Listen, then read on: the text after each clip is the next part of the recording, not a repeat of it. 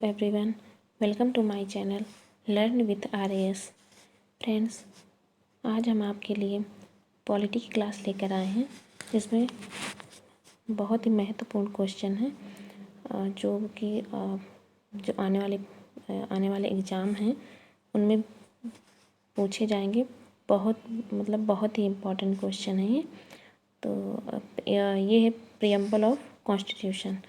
तो यहाँ से बहुत क्वेश्चन आते हैं, चाहे जो भी स्टेट PCS हो या फिर कोई भी वनडे एग्ज़ाम्स हो, सब जगह ये क्वेश्चन पूछे जाते हैं। तो देखते हैं।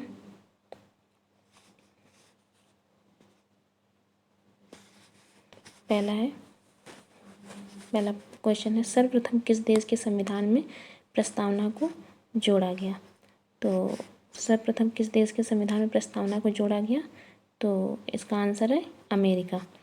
ये क्वेश्चन आता है कि सर्वप्रथम किस देश के संविधान में प्रस्तावना को जोड़ा गया? तो आप बताएंगे अमेरिका। एंड सेकंड है, संविधान के परिचय एवं भूमिका को क्या कहते हैं? ये बिल्कुल बहुत ही महत्वपूर्ण प्रश्न है। संविधान के परिचय एवं भूमिका को क्या कहते हैं? तो इसको कहते हैं प्रस्तावना। संविधान के परिचय एवं भूमिका को क्या कहते हैं? तो कहते हैं प्रस्तावना।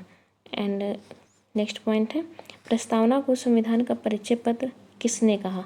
ये क्वेश्चन आ चुका है, कोई एग्ज़ाम लास्ट में हुआ था, उसमें प्रस्तावना को संविधान का परिचय पत्र किसने कहा? तो ये इन्होंने कहा, यानी कि पालकी वाला ने कहा प्रस्तावना को संविधान का परिचय पत्र। नेक्स्ट है, 42वें संविधान संशोधन द्वारा प्रस्तावना में कौन कौन से शब्द जोड़े गए? तो ये 3 शब्द जोड़े गए थे, समाजवादी, धर्मनिरपेक्ष और अखंडता। 42वां संविधान संशोधन कब हुआ था? 1976 में। इसको आप 42 को ऐसे याद कर सकते हैं, 4 और 2 यानी 6। तो लास्ट में इसमें 6 है, तो इसको ईजिली ऐसे लर्न हो जाता है। मैंने तो ऐसे याद किया है। 42वें संविधान संशोधन कब हुआ था? 1976 में। तो इसमें जोड़े गए थे 3 शब्द, समाजवादी, धर्मनिरपेक्ष और अखंडता। ठीक है। एंड नेक्स्ट पॉइंट है, संविधान कब लागू हुआ था? तो 26 नवंबर 1949 को। ये क्वेश्चन घुमा फिरा के पूछे जाते हैं। कभी पूछ दिया जाता है संविधान कब लागू हुआ? तो 26 नवंबर 1949। अगर इसी में पूछे संविधान कब अंगीकृत किया गया था, तब भी यही आंसर होगा, 26 नवंबर 1949। यदि पूछा जाए अधिनियमित कब किया गया, तब भी यही आएगा आंसर। और आत्मर्पित कब किया गया, तब भी 26 नवंबर 1949 को। ये तीनों वर्ड प्रस्तावना में वर्णित हैं, इसलिए इससे क्वेश्चन बनाए जाते हैं। तो संविधान कब अंगीकृत किया गया, तब भी 26 नवंबर 1949। ठीक है। नेक्स्ट पॉइंट, भारत में किस प्रकार के लोकतंत्र की व्यवस्था है? तो बहुत इम्पोर्टेंट क्वेश्चन है। प्रतिनिधि संसदीय लोकतंत्र की है। लोकतंत्र तो है, लोकतांत्रिक देश है हमारा भारत। तो इसमें भी अगर पूछा जाए किस प्रकार का लोकतंत्र है, तो आप बताएंगे प्रतिनिधि संसदीय लोकतंत्र। ठीक है। नेक्स्ट पॉइंट है, संविधान की प्रस्तावना में किस प्रकार की राज्य व्यवस्था की परिकल्पना की गई है? तो एक लोकतांत्रिक। अभी मैंने कहा कि भारत एक लोकतंत्रात्मक देश है, तो यहाँ पे जो राज्य व्यवस्था की परिकल्पना की गई है वो भी एक लोकतांत्रिक देश के रूप में की गई है।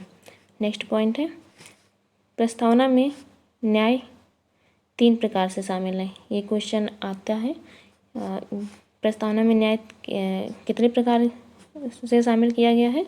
तो 3 प्रकार का होता है, सामाजिक, आर्थिक एंड राजनीतिक। ये 3 प्रस्तावना में पूछे जाए, प्रस्तावना में न्याय कितने प्रकार के दिए गए हैं, शामिल किए गए हैं? तो आप बताएंगे सामाजिक न्याय, आर्थिक न्याय एंड राजनीतिक न्याय। इसमें नोट करके मैंने दिया हुआ है, इन न्यायों की सुरक्षा मौलिक अधिकार व नीति निर्देशक सिद्धांतों को विभिन्न उपबंधों के जरिए संरक्षित किया जाता है। जो ये 3 न्याय दिए गए हैं प्रस्तावना में, सामाजिक, आर्थिक एंड राजनीतिक, तो इनकी जो सुरक्षा है वो मौलिक अधिकार और जो DPSP दिए हैं हमारे संविधान में, उनके सिद्धांतों के विभिन्न उपबंधों के जरिए की जाती है। नेक्स्ट है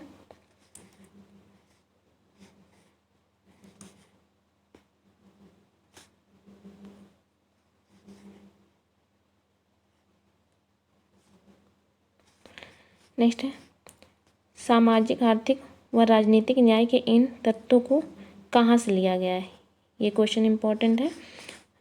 ये कहाँ से लिया गया है, तो ये लिया गया है 1917 की रूसी क्रांति से। ये जो न्याय है, सामाजिक, आर्थिक, राजनीतिक न्याय, इन तत्वों को कहाँ से लिया गया है, 1917 की रूसी क्रांति से। फिर नेक्स्ट है प्रस्तावना में 5 प्रकार के स्वतंत्रता शामिल है। कौन कौन सी है? विचार, अभिव्यक्ति, विश्वास, धर्म और उपासना की। न्याय 3 प्रकार के हैं, सामाजिक, आर्थिक और राजनीतिक।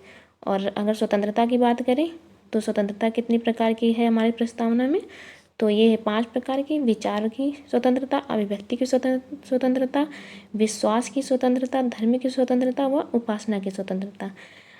फिर नेक्स्ट पॉइंट है प्रस्तावना में स्वतंत्रता, समता और बंधुत्व कहाँ से लिया गया है। ये प्रस्तावना में स्वतंत्रता, समता, बंधुत्व को फ्रांस की क्रांति से लिया गया। जैसे कि न्याय जो थे वो रूस की क्रांति से लिए गए थे, उसी प्रकार से जो स्वतंत्रता, समता और बंधुत्व है वर्ड है हमारे प्रस्तावना में, वो फ्रांस की क्रांति से लिए गए। फ्रांस की क्रांति कब हुई थी? 1789 से 1799।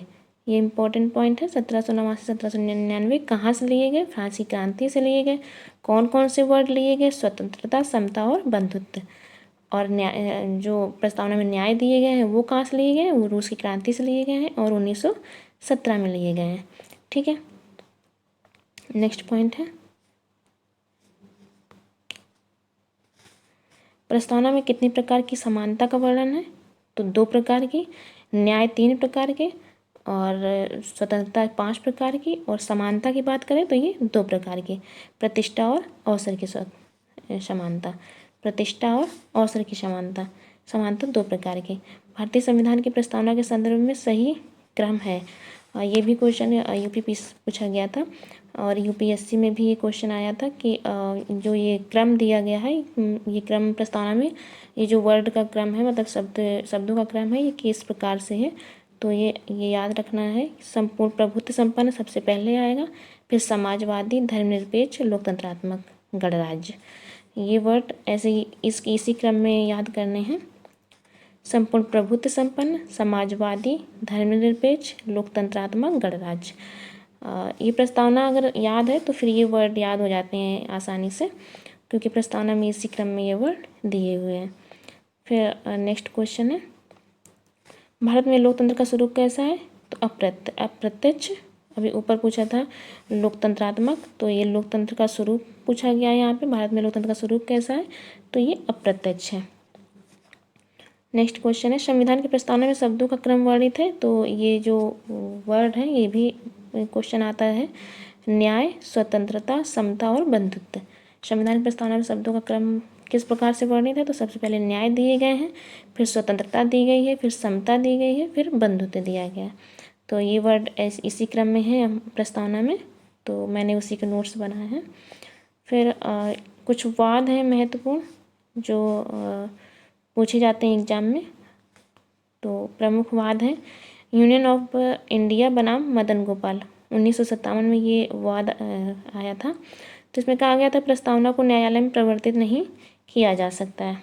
इसमें कहा गया था प्रस्तावना को न्यायालय में प्रवर्तित नहीं किया जा सकता है। फिर ये जो नेक्स्ट ये बेरुवाड़ी, ये इम्पोर्टेंट है, 1960 में आया था ये वाद, बेरुवाड़ी संघ मामले। तो इसमें कहा गया अगर संविधान की भाषा संदिग्ध हो तो प्रस्तावना विधिक निर्णय लेने में सहायता करती है। तो सुप्रीम कोर्ट ने इसमें कहा कि प्रस्तावना संविधान का भाग नहीं है।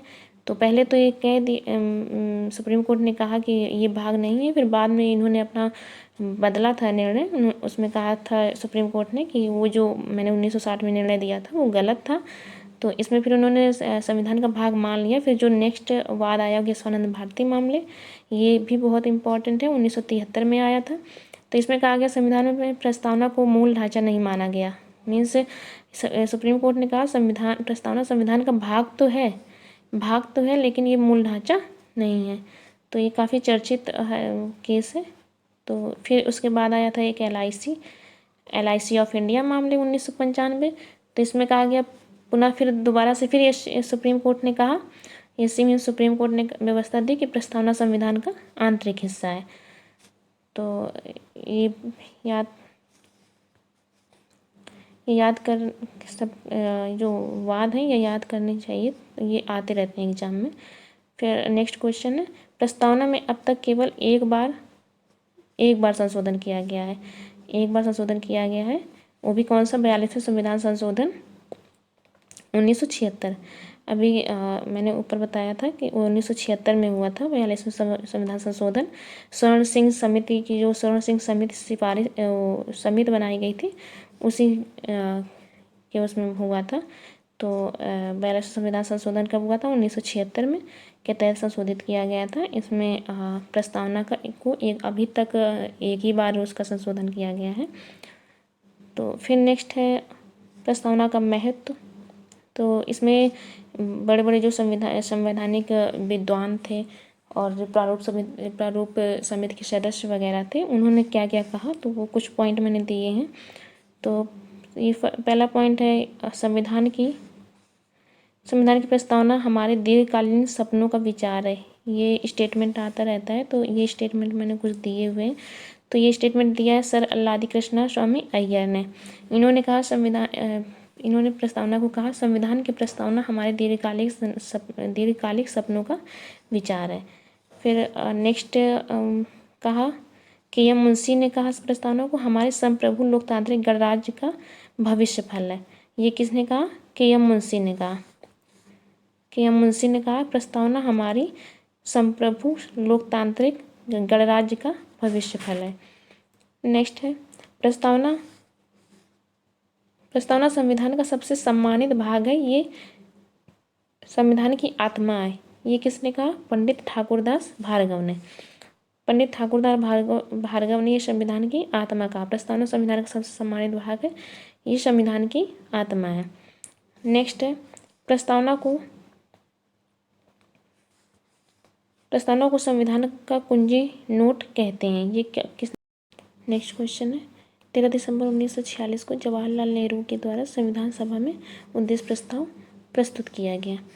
तो अगर पूछा जाए जवाहरलाल नेहरू द्वारा संविधान सभा में उद्देश्य प्रस्ताव कब प्रस्तुत किया गया, तो आप बताएंगे 13 दिसंबर 1946 को।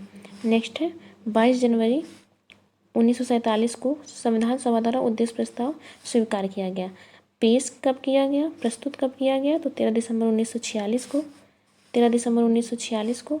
और अगर उद्देश्य प्रस्ताव संविधान सभा द्वारा स्वीकार कब किया गया, तो 22 जनवरी 1947 को। ये दोनों डेट बहुत ही इंपॉर्टेंट हैं और बहुत ज़्यादा कन्फ्यूजन होता है, तो ऐसे याद कर सकते हैं। 46 में प्रस्तुत किया गया था उद्देश्य प्रस्ताव, किसके द्वारा? जवाहरलाल नेहरू द्वारा, दिसंबर 1946 में। और स्वीकार कब किया गया? 22 जनवरी 1947 को संविधान सभा द्वारा उद्देश्य प्रस्ताव को स्वीकार कर लिया गया। फिर नेक्स्ट है प्रस्तावना को उद्देश्य का क्यों कहा जाता है? क्यों? तो इसका आंसर है क्योंकि प्रस्तावना उद्देश्य प्रस्ताव का ही परिणाम है। क्योंकि उद्देश्य प्रस्ताव 13 दिसंबर 1946 को प्रस्तुत किया गया था, तो उसी के बाद फिर संविधान सभा का गठन किया गया, तो इसलिए वो प्रस्तावना को उद्देश्य का भी कहा जाता है। तो प्रस्तावना को उद्देश्य का क्यों कहा जाता है? क्योंकि ये प्रस्तावना जो है वो उद्देश्य प्रस्ताव का ही परिणाम है। नेक्स्ट है प्रस्तावना की शुरुआत कहाँ से होती है? तो ये होती है हम भारत के लोग। ये क्वेश्चन आ चुका है किसी एग्जाम में। प्रस्तावना की शुरुआत कहाँ से होती है? तो ये होती है हम भारत के लोग। इसमें बहुत सारे ऐसे कन्फ्यूजिंग ऑप्शन रहते हैं कि उसमें कन्फ्यूजन हो जाता है, इसलिए इसको याद रखना है। प्रस्तावना अगर अच्छे से पढ़ लो तो उसमें ये वर्ड रहता है, स्टार्टिंग यहीं से होती है हम भारत के लोग। तो इसलिए इसका आंसर यही होगा, प्रस्तावना की शुरुआत कहाँ से होती है? हम भारत के लोग। नेक्स्ट है प्रस्तावना शब्द कहाँ से लिया गया? तो ये कहाँ से लिया गया? अमेरिका से। प्रस्तावना शब्द अमेरिका से लिया गया। तो ये क्वेश्चन है प्रस्तावना शब्द कहाँ से लिया गया? अमेरिका से। अगर पूछा जाए प्रस्तावना की भाषा कहाँ से ली गई है, तो ये ऑस्ट्रेलिया से ली गई है। प्रस्तावना शब्द कहाँ से लिया गया? ये अमेरिका से। प्रस्तावना की भाषा कहाँ से ली गई, शब्दावलियाँ कहाँ से ली गई, तो वो ऑस्ट्रेलिया से ली गई। नेक्स्ट नोट में है, संविधान प्रस्तावना के अलावा न्याय कहाँ शामिल ये किए गए हैं। संविधान में इम्पॉर्टेंट क्वेश्चन है, संविधान में प्रस्तावना के अलावा न्याय कहाँ शामिल किए गए हैं। तो इसमें ऑप्शन रहता है नीति निर्देशक तत्व, मौलिक अधिकार, मौलिक कर्तव्य। तो आपको कंफ्यूज नहीं होना है, उसमें नीति निर्देशक तत्व ही ऑप्शन सही होगा। और आर्टिकल पूछा जाए तो आर्टिकल है 38। अगर पूछा जाए प्रस्तावना में, तो न्याय दिए गए हैं 3 प्रकार के। अगर प्रस्तावना के इतर पूछा जाता है कि न्याय कहाँ वर्णित है, तो आप बताएंगे नीति निर्देशक तत्व। ठीक है, नीति निर्देशक तत्व। नेक्स्ट क्वेश्चन इम्पॉर्टेंट है, प्रस्तावना के अतिरिक्त स्वतंत्रता का उल्लेख कहाँ किया गया है। तो ये मौलिक अधिकार होगा कि स्वतंत्रता 5 प्रकार की जो है प्रस्तावना में, वो तो प्रस्तावना में दी गई है। लेकिन प्रस्तावना के इतर अगर पूछा जाए कि प्रस्तावना के अलावा अतिरिक्त कहाँ मौलिक स्वतंत्रता का उल्लेख किया गया है, तो मौलिक अधिकारों में किया गया है। ठीक है, नेक्स्ट है, एकता व अखंडता का उल्लेख प्रस्तावना के अतिरिक्त कहाँ किया गया है। तो ये किया गया है मौलिक कर्तव्य में। ये कहाँ किया गया है, मौलिक कर्तव्य में। ये 42 संविधान संशोधन 1976 में जो स्वर्ण सिंह समिति की सिफारिश पर मौलिक कर्तव्य जोड़े गए थे 51 का में, तो उसमें ये प्रस्तावना में एकता व अखंडता का उल्लेख प्रस्तावना के अतिरिक्त कहाँ किया गया, तो ये मौलिक कर्तव्य में किया गया इनका वर्णन। तो ये आज के ये जो पॉलिटी के क्वेश्चन थे, ये बहुत इम्पॉर्टेंट थे। तो